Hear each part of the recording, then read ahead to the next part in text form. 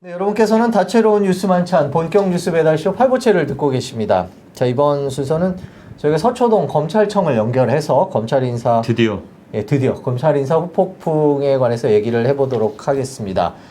저 서울중앙지검인가요? 검찰청에 나가 있는 임찬종 기자가 연결이 돼 있나요? 임찬종 기자? 네, 여기 근데 검찰청이 아니고 법원입니다. 아, 네, 그러죠. 서초동에 계신 걸로 그러면. 아니 그냥 하셔도 되는데. 저기 바쁠 테니까 바로 여쭤볼게요. 검찰 인사 얘기를 먼저 해봐야 되겠는데 지난 8일에 검찰 고위 간부 인사들이 났어요. 일단 윤석열 총장과 손발을 맞춰왔던 간부들이 자리를 옮겼는데 그 인사를 놓고 검찰 분위기는 솔직히 어떻습니까?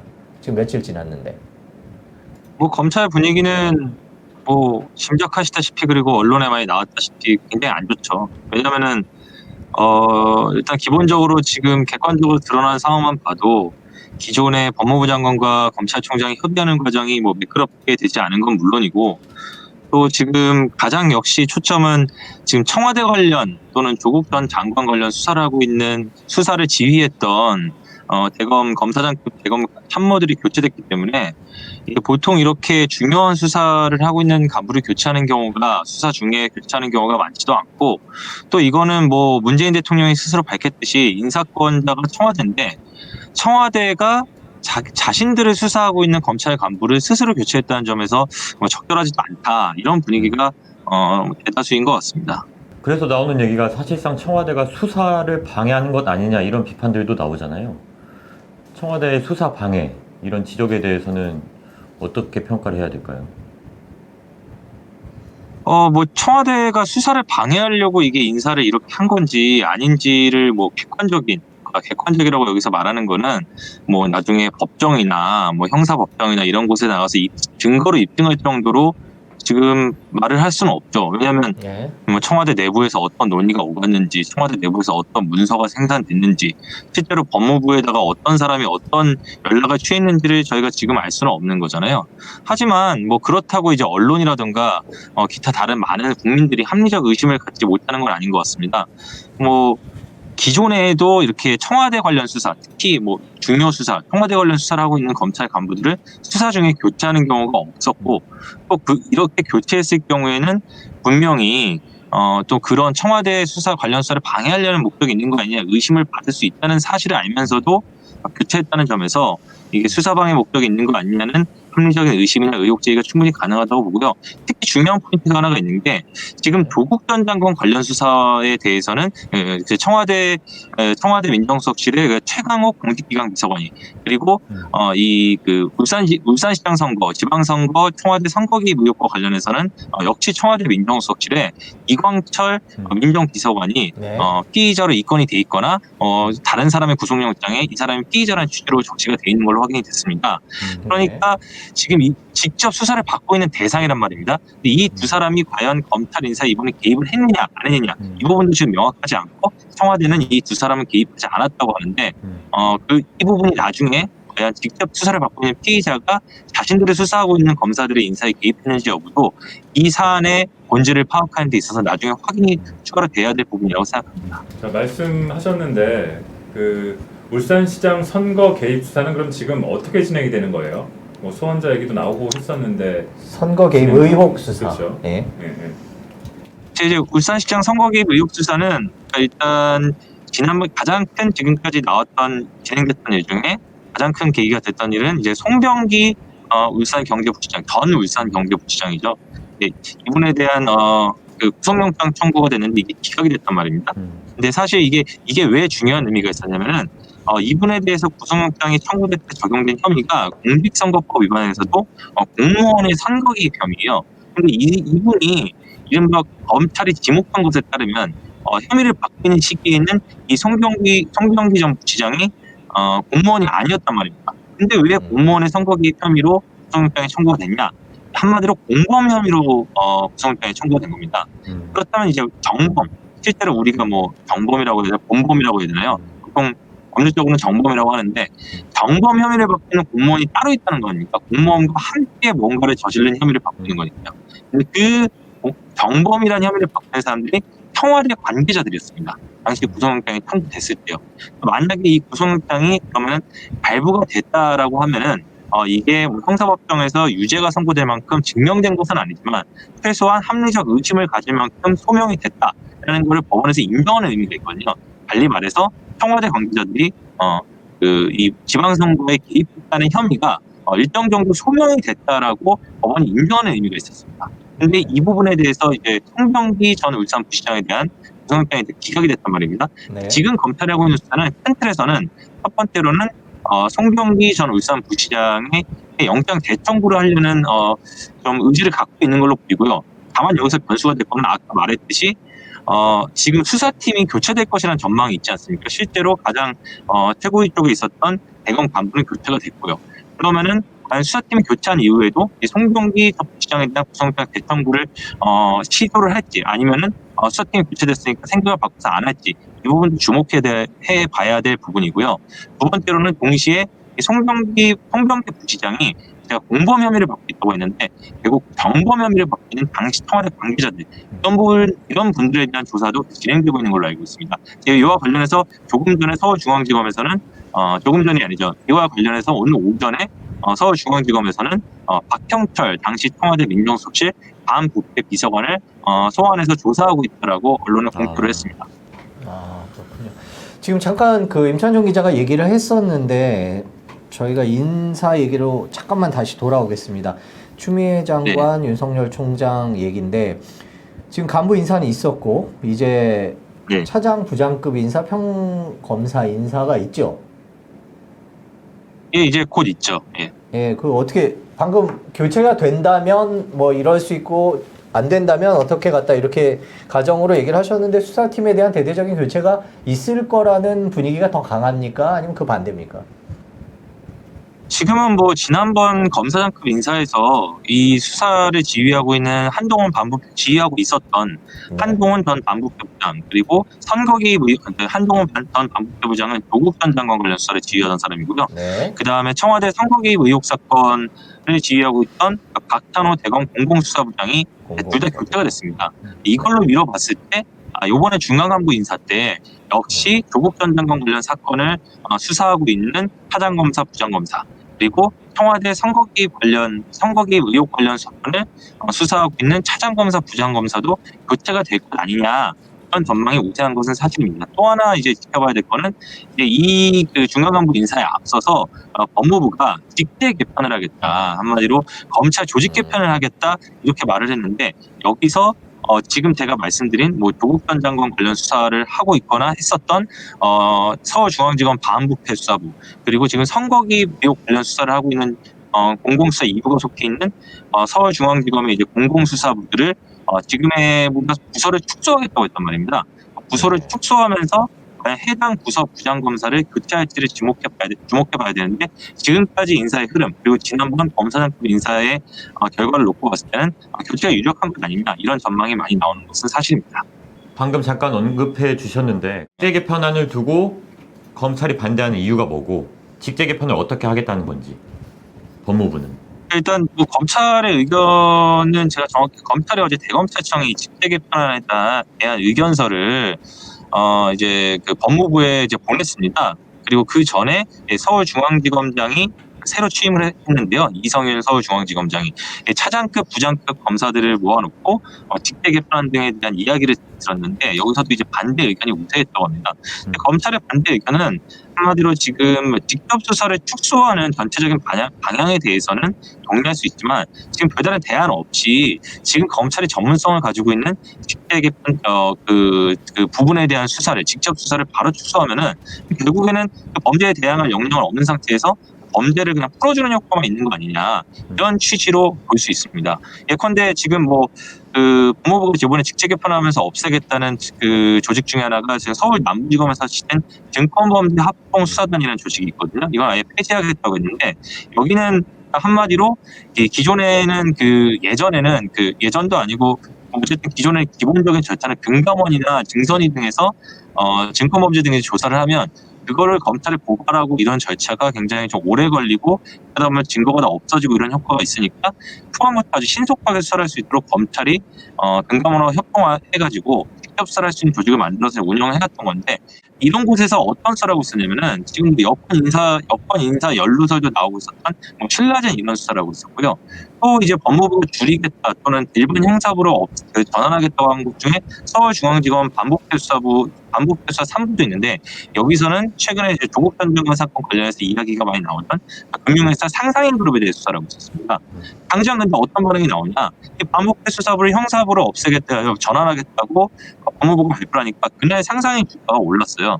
그러니까 이렇게 기본적으로 검찰이 직접 수사하고 기소공개 수사권을 함께 행사를 함으로써 좀 여러 가지 부작용이 있다는 거에 대해서는 공감하는 의견들이 많이 있지만 이거를 없애는데 아무 대안도 없이 지금 당장 없애겠다 이렇게 하면은 그거는 지금 당장 이렇게 지금까지 검찰이 직접 수사를 통해서 손을 대왔던 권력형 범죄나 굉장히 복잡한 금융범죄 이런 것들에 오히려 좀 프리패스를 주는 효과가 있는 거 아니냐 이런 취지로 반대라는 게 검찰의 의견으로 알고 있습니다. 네, 그렇군요. 지금 추미애 장관과 윤석열 총장이 계속 부딪히고 있다. 이런 보도들이 계속 나오고 있고 지금 그거와 관련돼서 검찰 인사 직제 개편 얘기가 오가고 있는데 이제 오늘이 금요일이에요. 다음 주에도 계속 이 문제가 시끄럽고 불거지겠죠? 다음 주에 어떤 것들을 눈여겨서 봐야 될까요? 그렇죠. 방금 말씀하셨던 검찰 중간 간부 인사, 차장급, 부장급 네. 인사가 이제 다음 주 설 연휴 직전에 있을 거라는 게 이제 대체적인 관측이거든요. 네. 그러니까 그 인사가 있기 전까지 또 그 인사가 단행되기 직전 또는 직후에 계속해서 지금과 같은 어떤 검찰 내부의 어떤 반대 목소리나 반발이 있을 거고 또 결과적으로는 결국에는 청와대 관련 수사를 방해하려는 거 아니냐 이런 의심이 끊임없이 제기될 수밖에 없다고 봅니다. 이 의심 사실은 제일 간단한 거는 이런 인사를 하더라도 관련된 간부들은 안 바꾸면 되거든요. 그런 네. 경우가 과거에도 굉장히 많이 있었고요. 예. 굳이 그런 관례하고도 맞지도 않고 과거에도 수사가 청와대 관련 수사를 진행하고 있었던 간부들을 교체하지 않은 사례가 있었다는 걸 알면서도 굳이 교체를 한다면 그 목적에 대해서 계속 의심을 받는 거는 청와대나 법무부 입장에서는 피할 수 없을 걸로 봅니다. 네, 그렇군요. 자, 여전히 계속 그 추미애 장관과 윤석열 총장 얘기는 계속 나올 것 같습니다. 지금 뭐 서초동이 숨가쁘게 돌아가고 있는데요. 취재 바쁜 임찬종 기자 오늘 도와줘서 고맙습니다. 네, 감사합니다. 네, 지금까지 추미애 장관과 윤석열 검찰총장에 관한 이야기, 그 검찰 내부 분위기에 대해서 법조 출입하고 있는 임찬종 기자 연결해서 얘기 들어봤습니다.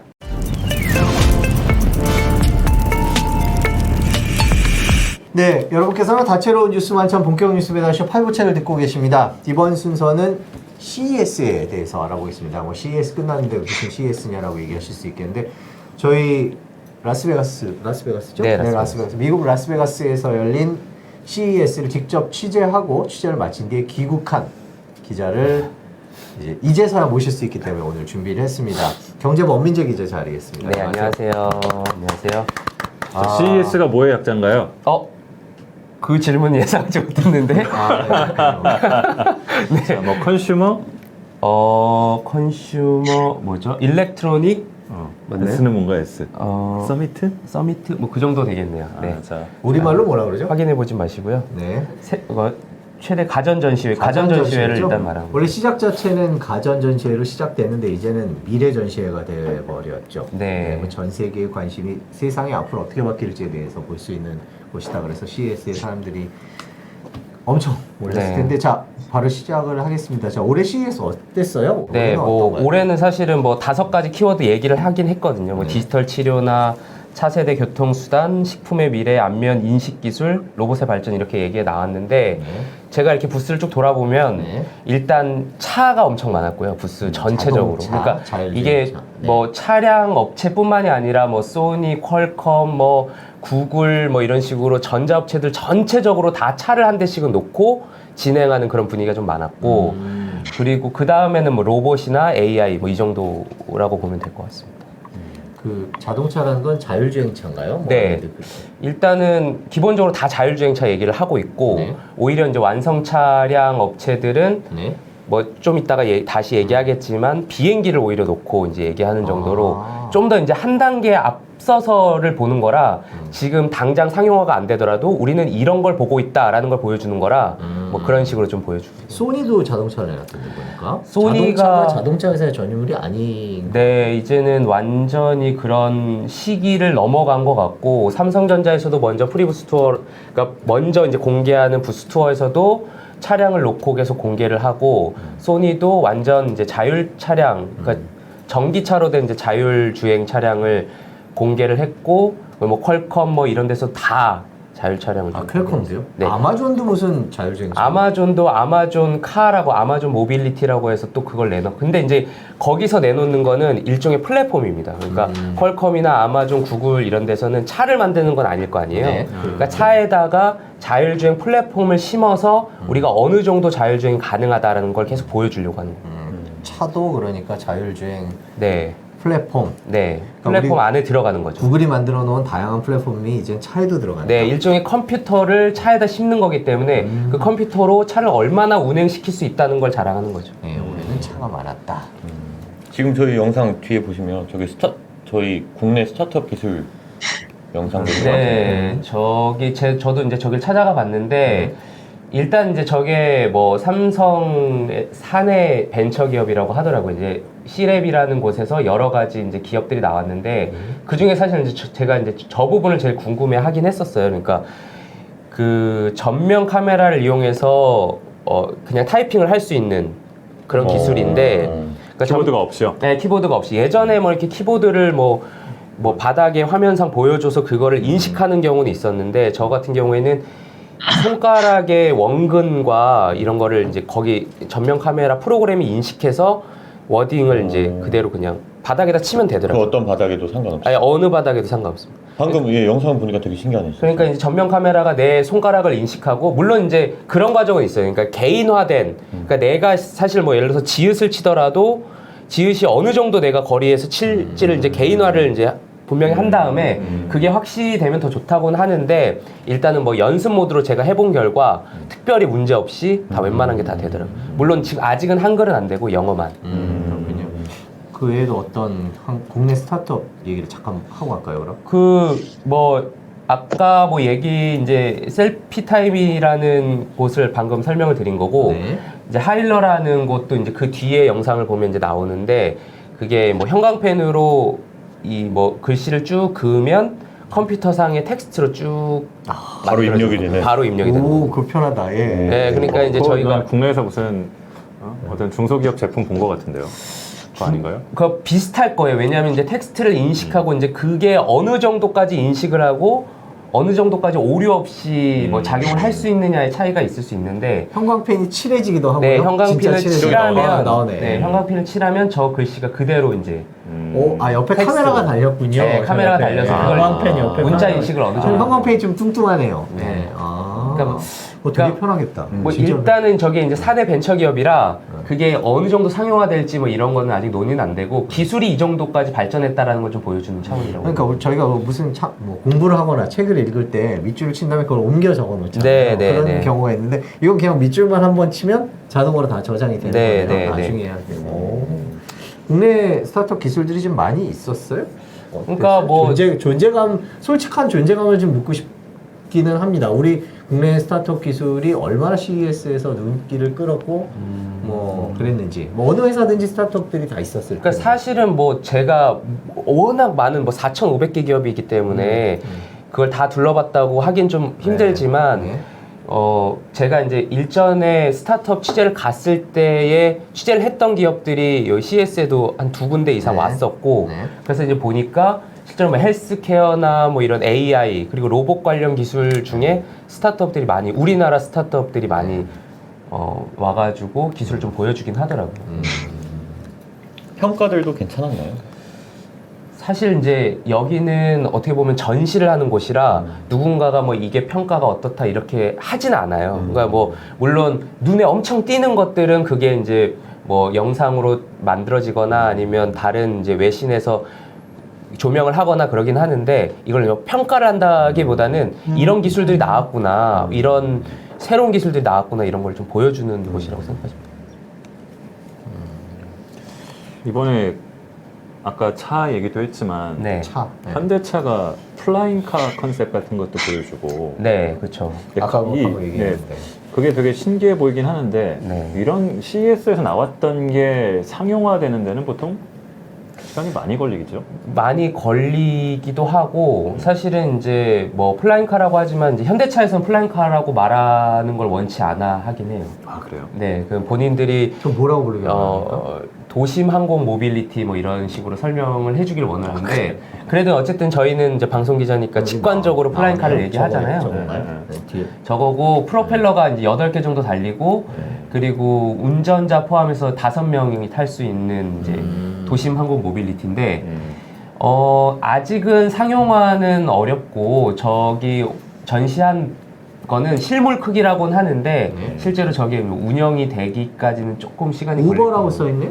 이제 현대차에서 일단은 저게 개인용 차량으로 활용이 되지는 않을 거고 처음에는 택시나 우버 같은 용도로 먼저 활용이 되면서 편하겠다. 그러면 우버를 부를 수 있는 거 아니에요? 우버니까 한국용은 아니네요. 아, 한국 우버 그렇구나. 타지도 못하는데. 네, 일단은 이제 뭐 택시나 뭐 이런 거를 컨셉으로 잡는 거고 저기 이제 컨셉 자체가 이제 도심이랑 도심 사이에는 비행기로 다니면서 네. 거기서 내리면 자율주행이 이제 뭐 일종의 허브 공간이 있어서 아. 비행기가 내리면 거기서 자율주행 타고 뭐 이런 전체적인 컨셉을 이번에 현대차에서 공개를 한 거예요. 아. 저건 그러면 날기도 하고 아니요, 날기만 하는 겁니다. 날기만 그러니까 날기만 하는 건데 이제 나는 게 허브 일종의 허브에 들어오면 거기서는 거기서 또- 바로 일종의 여기가 뭐 고속터미널 같은 거. 그렇죠. 그러니까 네. 영등포다 그러면 네. 영등포에 현대차 우버 뭐 스테이션 네, 거기까지는 거기서 이제 저걸 타고 뭐 네, 수원을 그러니까 간다. 그 고속터미널이 일종의 또 문화 공간이 돼서 뭐 이게 뭐 자율주행을 가고 뭐 이런 전체적인 컨셉을 사실은 현대차는 공개한 삼성동 생각하고 있는 네. 거군요. 그러니까 현대차에서 저거를 이제 공개를 하고 했지만 작년에 사실 이제 벨이라는 업체, 그러니까 헬기 업체에서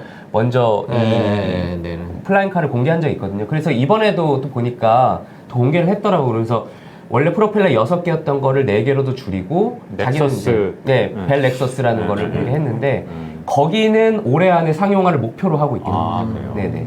그렇군요. 그 헬리콥터랑은 좀 다른가요? 그러니까 어떻게 보면 헬기랑 비슷하다고 보시면 됩니다. 그러니까 수직 이착륙이 가능하기 때문에, 그러니까 저런 거 같은 경우에는 이게 없어야 되잖아요. 일단 바로 뜨고 바로 내려올 수 있어야 되기 때문에 다 보통 보시면 이제 헬리콥터 같이 프로펠러가 다 달려 있고 뭐 그런 형태라고 보시면 될 거예요.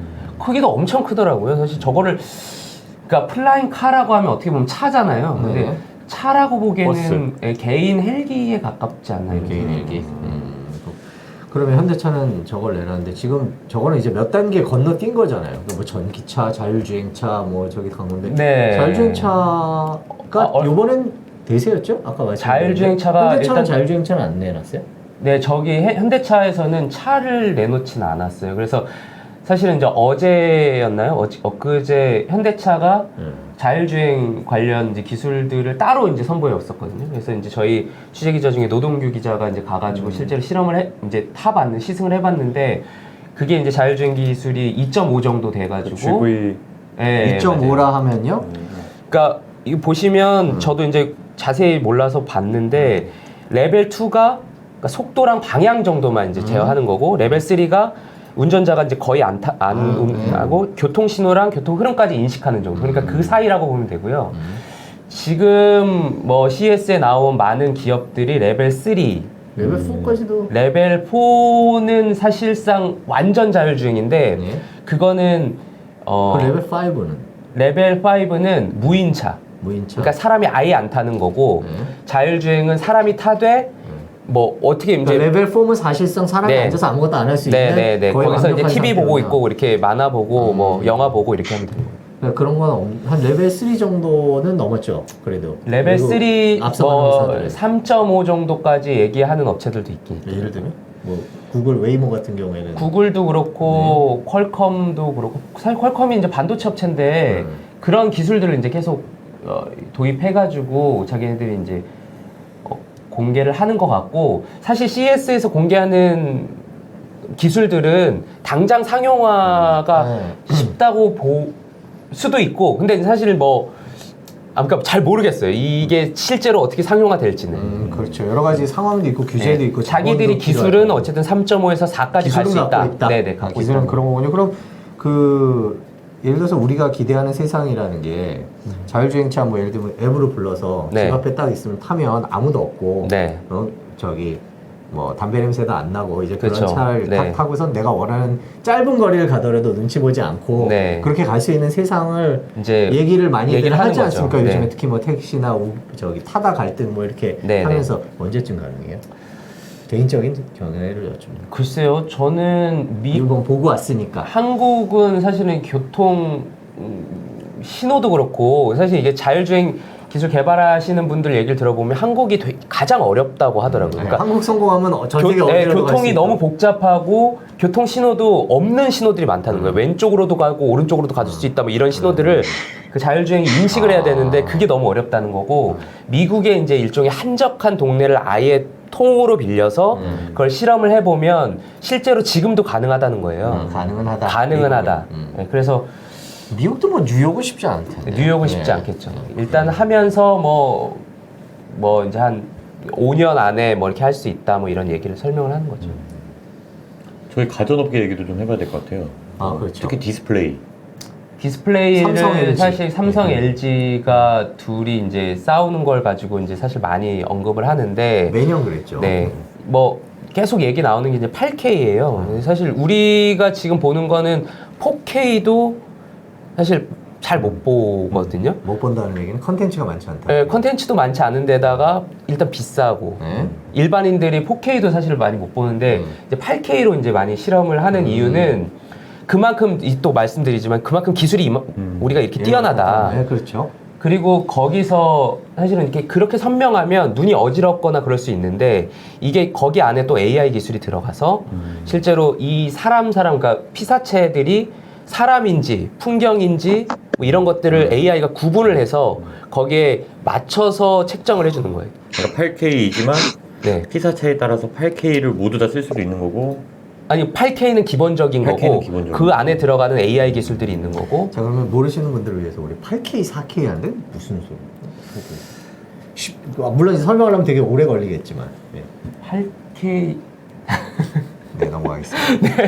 그 사실은 이게 그냥 선명도를 얘기하는 거라 우리가 보통 보고 있는 게 지금 아직 뭐 4K도 못 보고 그러니까 4K 정도면 풀 HD에서 훨씬 더 높아진 급수인데 거기에서 2배 이상 뭐 몇 배 이상의 이제 선명도를 보이는 거라 그만큼 이제 큰 TV에서도 네. 선명한 화면을 볼 수 있다는 거예요. 그러니까 지금 우리가 보는 TV에 있는 화면을 큰 TV에 틀면 아무래도 뿌여지거든요. 그렇겠죠. 그만큼 늘리는 늘리니까. 거니까. 네네. 우리 많이 해봤죠. 네네. 요만한 파일을 컴퓨터에 네, 맞아요. 그래서 뿌얘지는 거죠. 그 큰 TV에서도 볼 수 있는 뭐 그런 거고 삼성은 이번에 그래서 뭐 베젤리스라고 해서 이렇게 보통 TV 겉에 이렇게 까만 테두리가 있는데 테두리. 그게 없어졌다.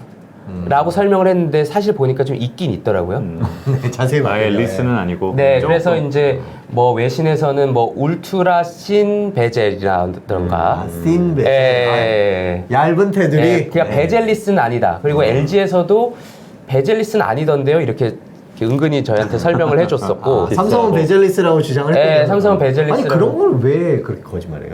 아, 그래서 삼성에 물어봤는데 삼성도 베젤리스라는 말을 쓰진 않았다고 하더라고요. 거짓말한 게 아니고. 예, 그래서 베젤리스라는 말 어디선가 나왔는데 사실상 베젤리스. 네, 뭐 그런 사실상 거겠죠. 베젤리스 뭐 이런 거고. 거짓말이죠. 그리고 뭐 LG는 이번에 뭐 작년에 가장 히트쳤던 그 롤러블 TV, 아, 네네. 그러니까 롤업 TV를 선보였다면 올해는 롤 다운 TV를 선보였다라고 설명했는데 사실상 우리가 봤을 때는 올린 거랑 내린 거랑 무슨 차이냐 네. 이렇게 설명을 했고 물어봤고 LG는 그게 기술이 완전 다른 거다. 네. 전문가들 입장에. 네, 정확하게 뭐가 다른지는 잘 그러니까 모르겠어요. 삼성과 LG가 뭐 저희가 이렇게 약간 뭐 베젤도 좀 있습니다. 뭐 올린 거랑 네. 내린 거랑 뭐가 다릅니까? 이렇게 좀 약간 다소 비판적으로 얘기를 하긴 했지만 네. 그래도 이 디스플레이 분야에서는 존재감은 굉장히 압도적이죠. 높죠. 네, 우리가 자랑스러워할 압도적이고. 만한 1, 2위 기업이죠. 네. 그리고 뭐 일부 뭐 중국 업체 중에 뭐 그런 비슷한 거를 좀 따라한다거나 이런 것들이 있을 정도로 실제로 많이 따라오곤 있지만 기본적으로 그 CES에서 가전을 보면 디스플레이 같은 걸 보면 삼성과 LG를 보면 대부분 본 거나 마찬가지다. 그럼요. 예, 저희가 뭐 약간의 비판도 했지만 그래도 자랑할 만한 두 회사가 아닌가 싶습니다. 이건 뭐 광고를 위해서 하는 게 아니라 실제로 그런 예, 분위기가 그럼요. 있습니다. 네, 뭐 실제로 삼성, LG는 TV 분야에 있어서 네, 네. 그런 것 같아요.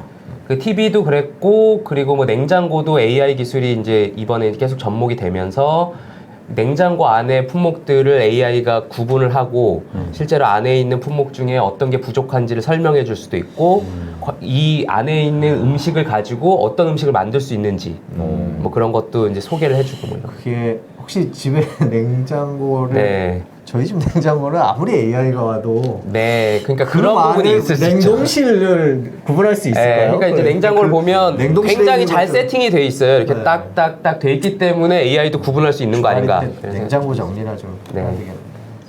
그러면 냉장고 정리를 하는 걸로 교훈을 하고 마무리가 되는 건가요? 아니 그렇지 않고 삼성, LG 얘기했으니까 네, 네. 다른 회사들 얘기도 좀. CES의 S는 쇼였습니다. 아, 찾아보니까. 아 그렇군요. 나머지는 맞았어요. 그래요? 네, 네, 알겠습니다. 그것도 마지막으로 저기 시간 좀 지났지만 하나만 여쭤봐야 되겠죠. 네. 가장 신기했던 게 뭐였어요? 그게 제일 궁금합니다. 또 미래가 많이 있어서 구글, 인텔 이런 데들 전시관 어땠나 뭐 이것도 궁금하고. 사실은 이제 뭐 저희가 주제를 정하고 취재를 다니기 때문에 그리고 워낙 많은 업체가 있어서 자세히는 보지 못했고 구글도 그렇고 뭐 소니도 그렇고 기본적으로 차들이 많이 있긴 있더라고요. 네. 그래서 차들을 많이 관심 있게 보긴 봤고 헬스케어도 아까 얘기했던 것 같은데 지금 화면에도 좀 나오는데. 네, 헬스케어가 사실은 굉장히 재밌는 것들이 많더라고요. 제 방송 기자가 봤을 스탠딩하고 때는. 있네요. 네. 뭐 그냥 그 벨트를 하나 차는 것만으로도 물론 기본적으로는 뭐 허리둘레나 그리고 뭐 본인의 뭐 체질량 뭐 이런 것들을 체크하는 건 스마트 물론이고 벨트? 네. 예. 그리고 아. 이제 낙상 위험을 좀 알려주는 경우도 있더라고요. 그러니까 자기의 걸음걸이나 이런 게 이상 정도를 측정을 해서 너가 뭐 이제 이번에 낙상을 할 위험이 있다 이제 상중하 정도로 해가지고 미리 이제 알려주는 거죠. 그런 것들을 알려주거나 그리고 이제 뭐 우리 업체는 아니지만 뭐 프랑스 업체 중에 이제 뭐 혁신상을 받아가지고 한번 찾아가 봤는데 그 뇌파를 측정해가지고 기본적으로 이 잠이 들 수 있는 뇌파를 계속 심어주는.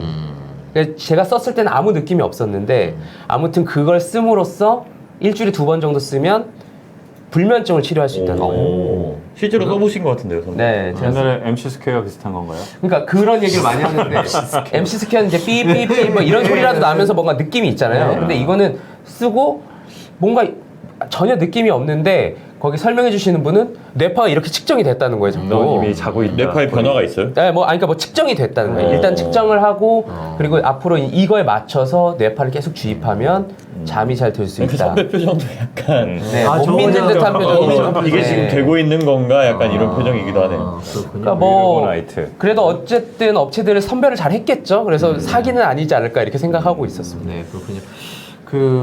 이제 시간이 좀 20분 네. 정도 됐으니까 마무리를 해야 될 것 같습니다.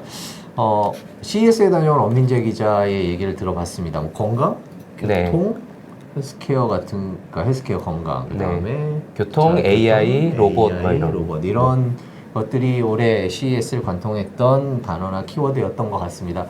미래가 어떻게 바뀔지에 대해서 너무 궁금하고 세상이 너무 빠르게 돌아간다라고 생각이 들 때는 CES에 다녀온 기자들의 기사나 뭐 취재 파일이나 영상을 보시면 세상이 어느 쪽으로 흘러가고 있구나 이런 것들을 대충 짐작할 수 있지 않을까 생각이 직접 듭니다. 가보시는 것도 좋을 것 같아요. 네, 이제 1년 남았습니다. 내년 CES가. 미리미리 준비하시는 분들이 있고 특히 자제분 있는 분들은 미리 여행 계획, 휴가 계획 세워서 한번 미래를 엄청 크죠.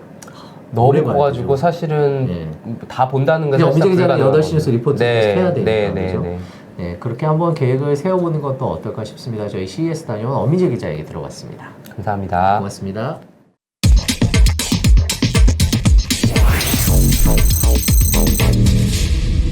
마부작침 팀이 매년 하는 것들이 있어요. 연초에 마부작침의 정체성과도 이제 밀접한 관계가 있는 아이템이기도 한데 네. 오늘은 그 얘기를 좀 해보도록 하겠습니다. 어떤 내용을 매년 하고 있는 건가요? 네, 국회 예산회의록 전수분석 보도를 저희가 2018년 초부터 네. 지금 올해도 하게 되면 3번 연속이죠.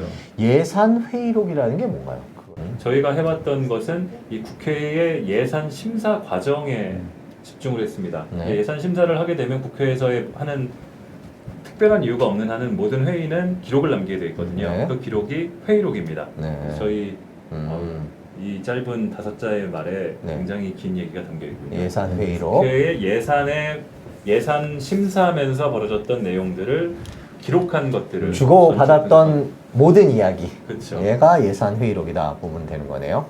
자, 그러면 일단 예산이 얼마나 되죠? 올해 예산이 2020년 예산이죠? 2020년 예산이 역대 최대입니다. 역대 근데 최대. 역대 최대 예산은 해마다 역대 최대입니다. 역대 최대겠죠. 네. 경제 규모가 커지고 있으니까. 줄어들었던 때가 있긴 있어요. 있긴 있었는데요. 네. 예, 한 10몇 년 전, 2000년대 중반 이후부터는 계속 늘고 늘어났고요. 있죠. 네. 그래서 2019년 예산도 역대 최대로 469조 원, 470조 원 정도 470조 원, 썼는데 2019년이요. 네. 2020년 예산은 드디어 500조를 넘었죠, 넘었습니다. 넘었군요. 512조. 512조.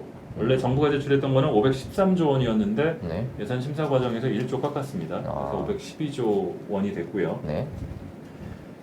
많죠. 네, 그럼 맞네요. 정말 많고 이게 다 사실은 국민들 세금으로, 세금으로. 이루어진 네, 거기 네, 때문에 네. 국회 예산 심사 과정 이제 정부가 어떻게 편성하는지도 봐야 되겠지만 국회가 또 제대로 쓸 때 그리고 꼭 필요한데 아니면은 우선순위가 있잖아요. 네. 우리가 아무리 512조나 되는 큰 돈이라고 해서 그냥 필요하다는데 다 줄 수는 없고 그렇죠. 이게 더 시급하면은 여기부터 이게 좀 덜 시급하다고 하면은 조금 미뤄서 그런 식으로 배분을 해야 되는 건데 그 권한을 헌법에 의해서 부여받고서 하고 있는 게 국회의원들입니다. 네네. 국회가 하는 게 책임이자 의무가 되는 건데 그걸 과연 얼마나 잘 하고 있느냐 이게 사실 근데 512조가 저는 뭐 512조는커녕 1조도 아니고 억 단위의 돈들도 사실 실물로 보기는 쉽지가 쉽지 않잖아요. 않죠. 예. 그런데 하물며 512조나 되는 돈을 또 사업 수가 개별 사업 수가 보니까 8,000개가 넘습니다. 그러니까 전국 방방곡곡 모든 부처 모든 기관에 해당되는 것들이기 때문에 회의록도 되게 많을 것 같아요. 그러면 회의록이 액수가 그렇게 많으면 2018년에 저희가 네. 처음 봤을 때는 4,700장이었거든요. 회의록이. 예, 네. 회의록이 그래서 했는데 2019년에는 5,400장으로 늘어나는군요, 매년. 예. 네, 분석해야 될 게 늘어나는데. 그리고 2020년은 제가 정확히 기억이 안 나는데 5,400장 고 원절이었던 것 같아요. 2018, 19년하고 그거를 전수 분석을 해서 이제 네. 어떤 얘기들이 주고받고 있는지에 그러니까 대해서 주고받은 내용만 하면은 차라리 더 쉬울 수가 있는데 네. 주고받은 내용만 봐가지고는 모르는 것들이 굉장히 많거든요. 네. 그래서 저희가 이름을 붙일 때는 네. 예산 회의록 전수 분석으로 이름을 붙이긴 했는데 사실은 그러면 예산 회의록만 보면 다 끝나겠네가 아니기 때문에 실제로 보는 내용들은 더 많군요. 어마어마하게 많죠. 자, 그러면 일단 네. 지난해에 한번 그 마부작침에서 분석했던 예산 회의록을 갖고 어떤 것들을 분석할 수 있는지 리포트가 워낙 기니까 어떤 거 있는지 앞부분만 조금 잠깐 보고 다시 더 얘기를 나눠보도록 하겠습니다. 지난해 11월 13일 국회 환경노동위 예산소위 회의록. 서울시 노후불량 하수관로 정비 사업입니다. 400억 증액 의견을 주셨는데요. 서울시는 국고 보조에 규정되어 있지 않기 때문에 저희가 지자체나 이런 데서 신청을 했기 때문에 어쨌든 예산 반영을 요구했습니다. 어쨌든 요구했다는 이 예산은 하수관로 정비 사업입니다. 보조금 관리법 시행령입니다. 하수관로 정비 사업은 광역시나 도청 소재지, 시, 군 등에만 보조금을 줄 수 있다고 돼 있습니다. 서울특별시는 줄 수 없다는 뜻인데 정부 예산안에 없던 서울시 노후 하수관로 정비 사업 예산은 국회에서 391억 원이 편성됐습니다. 예산을 요청한 의원들은 6명입니다. 취재진은 지난해에도 시행령을 어긴 예산 편성을 지적했습니다. 시행령을 조금 벗어나긴 했지만 시급성 여부를 따져서 국회에서 요청을 했고 이걸 먼저 고치신 게 고치는 게 나은데 2년 전 한정혜 의원이 관련법 개정안을 냈지만 서울시에 보조금을 주기엔 재정 자립도가 높다는 지적이 나왔고 법안은 계류 중입니다. 그런데 올해 또 같은 방식으로 예산이 편성된 겁니다. 올해 회의록을 또 보다가 같은 그 시행령에 된 게 있어서 좀 여쭤보려고 하는데 일단 저희 당신 비서관 얘기를 좀 먼저 해주세요. 한 의원 측은 법령엔 어긋나지만 안전 문제라 예산 지원을 해야 한다고 설명합니다. 시행령을 어겨 서울시에 예산이 배정되는 사이 증액을 요청했던 경기도 등 28개 지자체는 지원 대상에서 빠졌습니다. 법령을 어기는 등 정부의 예산 편성 원칙에 맞지 않는 사업은 2019년 예산에서 37개 사업 1,002억 원으로 분석됐습니다. 네, 지금 영상을 조금 일부 봤는데 뭐 눈에 띄는 거는 일단 지역 예산 따온 의원들 인터뷰를 하는 게 생각이 나는데 그 인터뷰 쉽진 않죠? 어떤가요?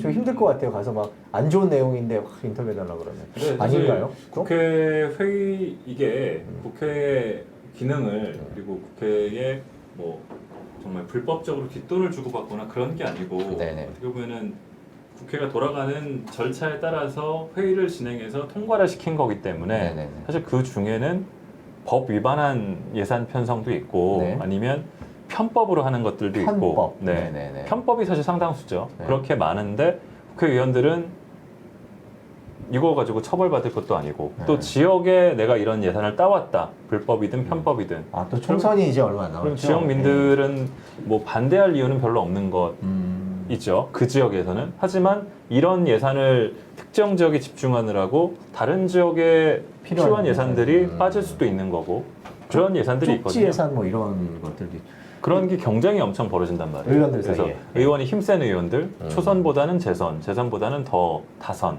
그다음에 뭐 예결위에 소속된 의원이라든지 아니면 뭐 대표나 원내대표나 당직을 맡고 있는 의원들이라든지 또 뭐 우리 이 헌정사에도 보면은 9선, 10선 의원까지도 있었잖아요. 그런 의원들의 지역 예산 아니면 위원장의 예산들은 그런 얘기들이 실제로 회의록에 나옵니다.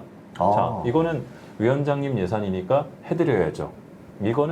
이거 왜 이렇게 밀어붙여? 그렇게 노골적으로 그렇게 노골적? 네. 근데 저희 생각할 때는 저희 약간 아전인수격인 거지만 2018년에 비해서는 19년이 좀 덜 노골적이 됐고 2020년 회의록을 저희가 계속 보고 있는데 역시 또 덜 노골적이에요. 감시하는 눈이 있다는 걸 의식은 하는 거예요. 네. 근데 재미난 흥미로운 거는 네. 이제 회의를 하면은 속기사들이 다 기록을 합니다. 네. 회의가 시작되면은 특별한 이유가 있지 않은 한은 다 기록을 하게 돼 있는데 네.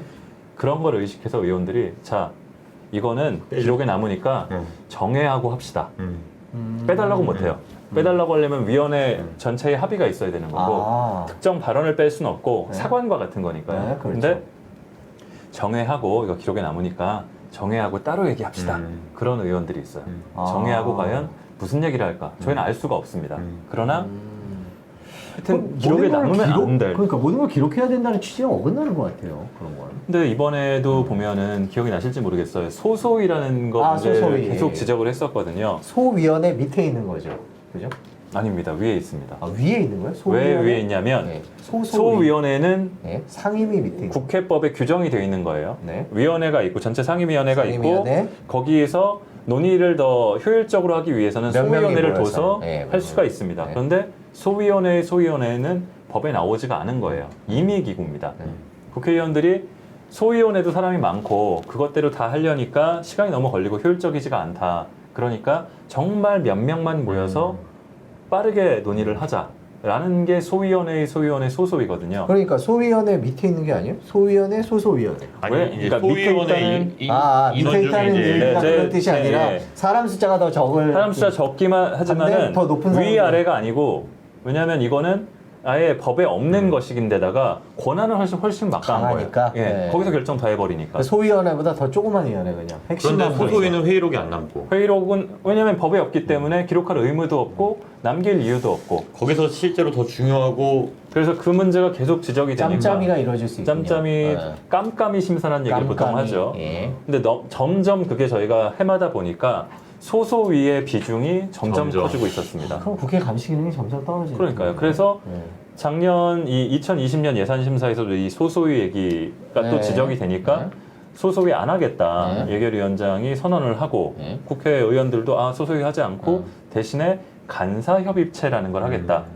그러니까 간사들만 모여서 협의를 하겠다는 거예요. 사실 소소위랑 같은 얘기입니다. 거의. 이름만 바꾼데 그래서 그거를 의식해서 이거는 기록도 남기도록 하겠다. 간사협의체도? 네. 간사협의체는 근데 그렇게 말을 했는데 합의가 안 됐어요. 아니 그리고 간사협의체 열어놓고 비공개로 전환하겠습니다 이러면 뭐 그럴 수도 막을 있는 수가 거고요. 없잖아요. 예, 그래서 결국은 이번에도 간사협의 소소위는 안 했어요. 소소위는 간사협의체를 했는데 네. 간사협의체도 기록이 없군요. 기록이 없이 소소위랑 이름만 무늬만 다른 소소위가 됐습니다. 예. 그럼 올해 분석하는 과정에서 소소위는 없었는데 간사협의체라는 이름으로 또 중요한 것들이 거기서 깜깜이 심사가 이루어졌다. 그렇기도 하고 올해는 예산 심사가 사실 좀 올해 뭐 매년 특이하긴 한데 올해도 특이한 경우가 이 다른 법안들 심사가 굉장히 국회에서는 큰 쟁점이었습니다. 네. 선거구 연동형 비례대표제 적용하는 선거법 관련된 그 법안 논의나 그다음에 검경 수사권 조정이라든지 검찰 개혁 관련된 공수처법 이런 것 때문에 예산 심사가 뒷전으로 밀려버렸어요. 그리고 사실은 뭐 자유한국당이 여러 잘못하는 게 많긴 한데 제1야당을 이렇게 배제하고 심사를 한 경우는 역대 없었습니다. 그렇게 예산을 통과시켜 버리고 그러니까 사실은 11월 한 달 동안 쭉 예산 심사를 해왔던 것들이 어떻게 보면 무력화된 그런 상황까지 벌어졌기 때문에 올해는 정말 기형적인 예산 심사였다. 근데 그럼에도 예산 심사 과정에 누적되었던 문제점들도 또 그대로 드러났다. 네, 예를 들면 어떤 게 있습니까? 아까 말한 대로 지역 예산. 저희가 불용 4가지 키워드를 가지고 이름을 붙여봤어요. 4가지? 제가 또 그런 네이밍을 한번 해보려고. 즐기죠. 네. 즐기진 않는데. 네. 해보려고 4불 심사다 이런 이름을 붙였습니다. 예산 심사. 네네. 뭐 그런 거 좋아하잖아요. 4월이 아니고 4불이고요. 그래서 불용, 불법, 부심사, 분논의. 근데 저 부가 맞나요? 저 우리 한자 쓸 때 보면은 심사를 안 했다는 얘기죠. 불심사인가요? 네, 제가 좀 헷갈리는데 네, 제가 저렇게 넘겨드렸기 때문에 저렇게 적어주셨는데 하여튼 무슨 얘기냐면은 불용은 쓰지 못하는데 편성한 예산입니다. 자, 무슨 얘기냐면은 이 사업은 예산을 줘봤자 올해는 지금 이 사업 계획상 올해는 집행을 못한다. 그렇게 정부에서 그래서 이건 주면 안 된다고 얘기하는 예산들인데 그냥 편성을 해요. 아 이거 우리 지역 예산인데 왜 빼냐. 위원장님 예산인데 왜 빼냐. 이를테면은 작년에도 저희가 보도를 했던 부분인데 영일만 횡단 대교 건설 사업이 있습니다. 이게 포항 쪽 가면 영일만이 있는데 여기를 쭉 만을 돌아가는 대로가 있으니 그 길이 있는데 글로 가면은 불편하니까 가로지르는 다리를 놓자. 다리를 만들자. 근데 다리 하나 짓는데 돈이 어마어마하게 들어가죠. 그렇죠. 이게 또 동해안 고속도로의 한 구간 부분이에요. 근데 작년에 이 각 광역 시도별로 이 예타를 면제해 주자. 그러니까 예비 타당성 조사라는 걸 하잖아요. 사업 적정성 검토라는 것들도 하고 이게 사업성이 있느냐, 이걸 타당성이 있는 사업인지를 심사하는 건데 면제해 주는 사업들이 쭉 있어요. 왜냐하면 이거는 돈이 드는 거에 비해서 효용성은 그렇게 높이 평가가 되지 않기 때문에 항상 사업 적정성 검토에서는 안 된다, 미달이었거든요. 그래서 그거라도 통과가 됐으면은 뭐 집행될 가능성이 있었는데 작년에 그것도 떨어졌어요. 그러니까 몇 년 연속으로 예산 편성을 하는데 한 번도 못 쓴 거예요. 그러면 돈이 뭐 10억이면 뭐 예산 전체로 봤을 때는 아주 큰 돈은 아니지만 적은 돈이 아니잖아요, 10억이. 그 돈을 편성을 해놓고 하나도 못 쓰고 그냥 2월 되는 거예요. 불용 예산입니다. 그런데 올해 또 배정됐어요. 그런 게 불용 예산이고 불법은요? 불법 예산은 말 그대로 법에서는 이렇게 하지 말라고 했는데 그냥 무시하고 하는 거예요. 그러니까 법에서는 이를테면은 정부가 지자체 사업들에 대해서 보조금을 줄 수가 있는데 서울시 같은 경우는 보조금을 줄 수 없게 돼 있어요. 서울시 재정이 그러니까 특정 사업에 대해서는 서울시는 재정 자립도가 제일 높기 때문에. 그런데 그래도 서울도 필요한 사업이니까 주라. 그런 식으로 했던 사업이 작년까지 있었고요. 올해는 없더라고요. 불법이고. 심사와 논의의 차이는 뭐예요? 심사가 안 된 거? 심사는 제가 말을 붙인 건데 저희는 저거를 작년까지는 좀 촌스럽게 뭉텅이 심사라고 불렀습니다. 그러니까 같은 사업들이 쭉 있어요. 제목이 똑같아요. 제목이 똑같은데 지역이 다 달라요. 뭐 양천구 사업이 있을 수도 있고 저기 성남 사업이 있을 수도 있고 지역들이 쭉 있는데 자 이거는 1번부터 50번까지 다 같은 내용 아니냐 한꺼번에 통과시킵시다. 각각 이게 필요한 건지 아닌지를 세세하게 따지지 지역별로 않고 따지지 않고 특성 같은 걸 그러니까 심사를 하지 않는 거죠. 그 나머지 부분은 뭉텅이 와닿긴 하는데 한자로 한번 해보려고. 그리고 분논의는 논의를 한 흔적이 전혀 없는데 통과된 예산들입니다. 아예 논의 자체가 안 되고 통과된 거거든요. 매년 마부작침이 국회 예산심사 보도에 이렇게 집중하는 그런 이유, 의미 그걸 마지막으로 한번 팀장으로서 정리를 해주시죠. 이런 식으로 하는 게 해보니까 필요하다. 그리고 저희가 체감하는 거지만 의식을 하거든요. 감시하는 사람이 있는 것과 없는 거의 차이는 어마어마하게 큰 거니까요. 자, 마부작침이었습니다. SBS만의 콘텐츠입니다. 저희 우리 세금이죠. 그걸 얼마나 허투루 쓰고 있는지 올해 예산안 심사로 그 회의록, 예산 회의록을 감시한 마부작침에 관한 이야기를 들으셨습니다. 2020년 회의록 분석이 자세히 끝나는 대로 그 결과는 다음 주 설 연휴 직후에 자세히 국회의원들이 이번에 예산안 심사 어떻게 했는지 한번 자세히 전해드리도록 하겠습니다. 지금까지 마부작침이었습니다. 팔부채도 저희가 또 시간이 오래됐네요. 네, 여기서 인사드려야 되겠습니다. 시청해주셔서 고맙습니다.